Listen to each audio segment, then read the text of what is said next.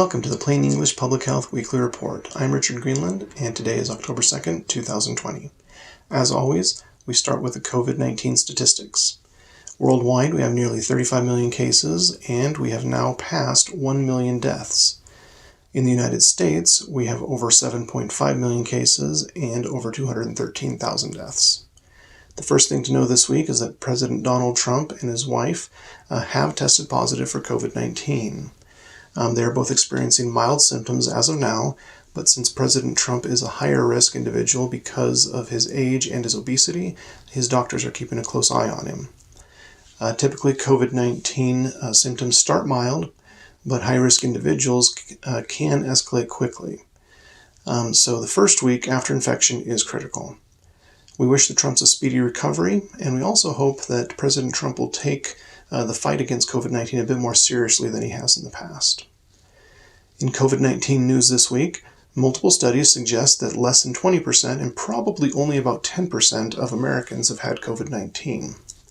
The CDC collected blood samples from commercial labs across the United States and found that less than 10% of the samples contained antibodies to the virus that causes COVID-19.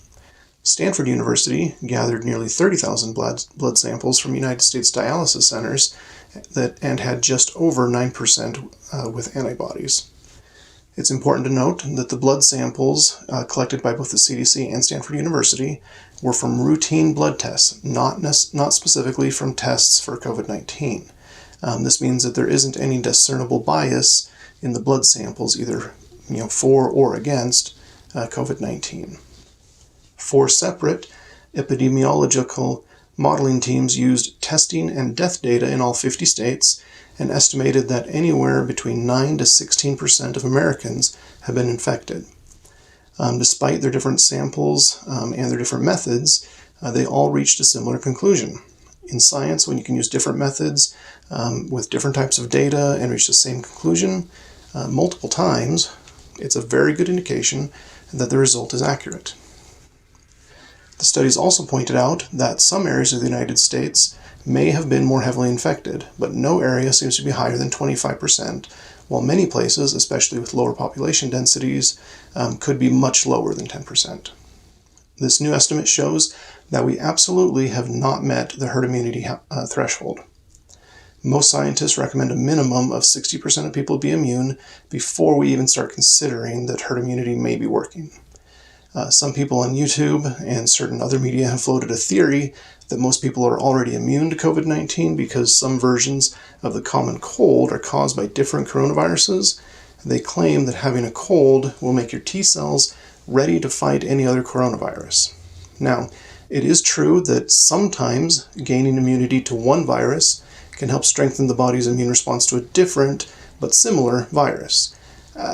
But there's absolutely no evidence that this is the case for COVID-19. In fact, those who are pushing this theory claimed in early September that the pandemic was dying out and the world was turning a corner. Obviously, with the sudden increase of cases around the world, the pandemic doesn't look like it's going to die anytime soon. If most people were already immune to COVID-19, it wouldn't matter if we wore face masks or practiced social distancing. Time after time, however, studies have shown that those measures do work to reduce the spread of the virus. One other takeaway from these studies is that they reaffirm the death rates from previous studies. COVID-19 is still between 4 and 7 times more deadly than the flu. A new study has shown that teenagers become infected with COVID-19 at about double the rate of younger children. This backs up a study from North Korea that we talked about in a report a few weeks ago. Since May, we've seen a 3-fold increase in the incidence of COVID-19 among those under 19 years old. Experts believe that the actual case numbers for children and teens is even higher, just because they often don't show symptoms or they only show mild symptoms, and so they get tested much less often than adults do. With this new data, it's no surprise that we're seeing an increase in cases right when children start to go back to school. As we've mentioned many times before in these reports, when the pandemic started, we didn't have much data to go on. As the pandemic has progressed, however, we've learned a lot. Though I'm sure COVID-19 still has some secrets to unearth, the fact that new studies are confirming previous studies means that the scientists are getting things right. The guidelines, recommendations, treatments, and vaccine candidates are not just educated guesses anymore. They are backed up by hard science. It's about time for government officials, business leaders, and others with influence throughout the world to start making decisions based on facts, not unfounded opinions or conspiracy theories. Last week, we talked about the CDC's recommendations for Halloween. This week, they released their guidelines for Thanksgiving. As always, you can find the full list of guidelines in the link below the video. Some highlights, though, are have a small dinner with only those in your household, or try a virtual dinner using technology to be together while still being apart. You can even share recipes, so everyone participating has a chance to eat the same food. If you do meet with family and friends, consider eating and socializing outside instead of inside the house. Of course, this will depend on where you're at and what the weather's like. Another suggestion is to shop online rather than in stores for Black Friday sales. For the fall season in general, if you visit any pumpkin patches, apple orchards, or any other outside or inside venues, continue to follow the normal guidelines of practicing social distancing, staying away from large crowds, wearing a mask, and washing your hands. Some things the CDC warns against are shopping in crowded stores, going to parties or attending parades or sporting events where social distancing isn't followed or face masks aren't used, and using alcohol or drugs which could cloud your judgment and increase risky behaviors. This week we learned the results of the largest COVID-19 study so far. It included nearly 600,000 individuals. The study showed that most cases are caused by superspreader events. In the study, just 8% of people with COVID-19 accounted for 60% of new infections.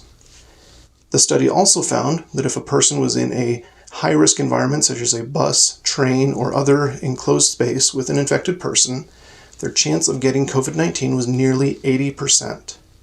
On the other hand, people who were over 3 feet away in a larger or well-ventilated room or who were outside only became infected 1.6% of the time. That is a huge difference. This is important. We need to follow these guidelines. Stay outside if you can, be in a well-ventilated area, stay socially distant from people. Let's put some separation between us and those who are infected. Stay close together through technology and other things like that, but physically get the separation going. It's a huge thing. These results also agree with anecdotal evidence we've seen where many superspreader incidents were caused by events in small places with people crowded together, such as weddings, church choir practices, and family reunions. They also agree with the CDC's recent study that showed restaurants and bars are hotspots for COVID-19 transmission. The study did not look at the effectiveness of masks or other current guidelines. For some good news, even more studies have shown that face masks are effective and that they do not cause a lack of oxygen or an increase in carbon dioxide. Even people with COPD or other lung-related illnesses were shown to not experience any issues with bad levels of oxygen or carbon dioxide while wearing a mask.